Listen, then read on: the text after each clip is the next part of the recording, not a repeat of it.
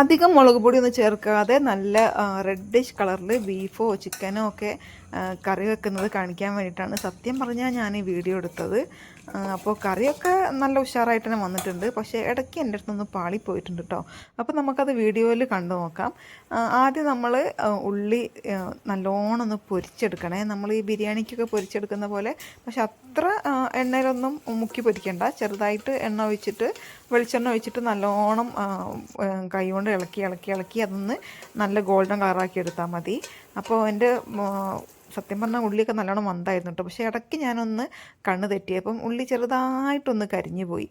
അപ്പോൾ പിന്നെ ഞാൻ വേഗം തക്കാളിയും പച്ചമുളകും ഇഞ്ചി വെളുത്തുള്ളി എല്ലാം കൂടി അതിലിട്ടിട്ട് ചിക്കനും ഇട്ടുകൊടുത്ത് ഒരു 1/2 സ്പൂണ് മഞ്ഞൾപ്പൊടി, 1/2 സ്പൂണ് മുളക് പൊടി, ഒരു 1/2 സ്പൂണ് മല്ലിപ്പൊടി അതും കൂടി ചേർത്ത് കുരുമുളകും ചേർത്തിട്ട് നന്നായിട്ടൊന്ന് മിക്സ് ചെയ്തിട്ടോ. കാരണം നമ്മൾ ചില സമയത്ത് നന്നായിട്ട് ഉണ്ടാക്കണം എന്ന് വിചാരിച്ച സംഭവങ്ങളായിരിക്കും ഒരു ഒരു ഒരു സെക്കൻഡിൻ്റെ ഒരു വ്യത്യാസത്തിൽ നമ്മളെ കയ്യിൽ നിന്നും പാളിപ്പോവുക.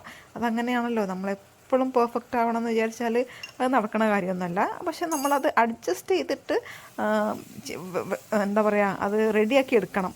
നമ്മൾ കൈയൊന്ന് പാളിപ്പോയാലും നമുക്ക് ആ ഉള്ളിയൊന്നും വെറുതെ കൊണ്ട് കളയാൻ വയ്യല്ലോ. അപ്പോൾ ഞാൻ പിന്നെ വേഗം തക്കാളിയൊക്കെ അതിലേക്ക് ഇട്ടിട്ട് ചിക്കനും കൂടി ഇട്ട് കൊടുത്തിട്ടോ. കാരണം ചിക്കൻ്റെ അടുത്ത് വെള്ളം ഇറങ്ങുമ്പോൾ പിന്നെ ആ ഒരു ഉള്ളീൻ്റെ ടേസ്റ്റ് വല്ലാണ്ട് അങ്ങോട്ട് വരില്ല.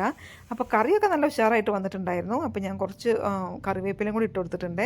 ഇനി നമുക്ക് തിക്കായിട്ട് എടുക്കാനാണെങ്കിൽ ഒരു തുള്ളി വെള്ളം ഒഴിച്ച് കൊടുത്തിട്ട് ഒരു 2 വിസിൽ വരുത്തിയാൽ മതി. ഞാനിവിടെ കുറച്ചൊരു ഗ്രേവി ടൈപ്പിലാണ് ഉണ്ടാക്കുന്നത്. അപ്പോൾ ഞാൻ കുറച്ചധികം വെള്ളം ചേർത്ത് കൊടുത്തിട്ടുണ്ട്. ഇനി നമുക്ക് നന്നായിട്ടൊന്ന് ഇളക്കി കൊടുത്ത് ഒരു 3 വിസിൽ വന്നോട്ടെ. അത് കഴിഞ്ഞിട്ട് നമ്മൾ പ്രഷറൊക്കെ പോകുന്നവരെ ഒന്ന് വെയിറ്റ് ചെയ്തിട്ട് ഇത് തുറന്നെടുത്താൽ നല്ല അസൽ ചിക്കൻ കറി ആവും കേട്ടോ.